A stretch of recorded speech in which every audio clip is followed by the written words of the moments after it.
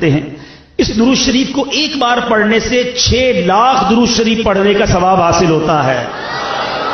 آپ بھی پڑھ لیں، اللہم صلی علی سیدنا محمد عدد ما فی علم اللہ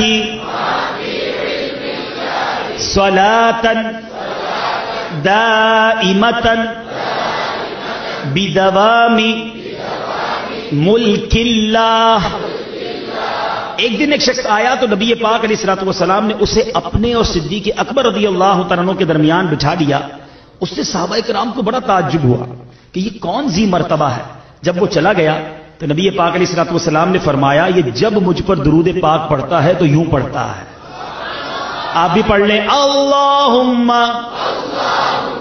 صلی علی محمد کما تحب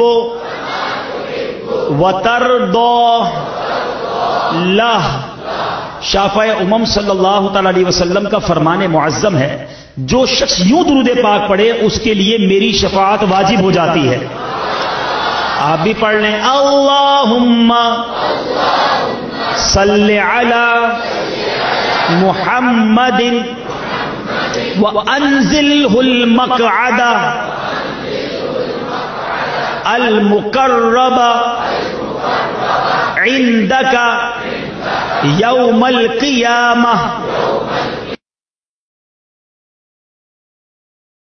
جو بندہ روزانہ صرف ایک بار سورۃ الرحمن کو پڑھ لیتا ہے اس کے سارے کام خود بخود ٹھیک ہونا شروع ہو جاتے ہیں۔ میرے بھائی اور بہنوں، کوشش کیا کریں رات کو سونے سے پہلے موبائل پر ایک بخار کے 4 روحانی علاج۔ نمبر 1، بخار والا بکثرت بسم اللہ الکبیر پڑھتا رہے۔ جس کو بخار ہو وہ پڑھتا رہے بسم اللہ الکبیر بسم اللہ الکبیر، انشاءاللہ وہ صحت یاب ہو جائے گا۔ نمبر 2، گرمی کا بخار ہے، یا حی یا قیوم 47 بار لکھ کر یا لکھوا کر 47 ٹائمز پلاسٹک کوٹنگ کر کے چمڑے یا ریگزین یا کپڑے میں سی کر گلے میں ڈال لے، انشاءاللہ بخار جاتا رہے گا۔ تیسرا بخار کا روحانی علاج، یا غفور کاغذ پر 3 بار 3 ٹائم لکھ کر یا لکھوا کر پلاسٹک کوٹنگ کر کے چمڑے یا ریگزین یا کپڑے میں سی کر گلے میں ڈال لے یا بازو اور باندھ لے، انشاءاللہ عز و جل ہر قسم کے بخار سے نجات ملے گی۔ چوتھا علاج، لا الہ الا اللہ 30 ٹائم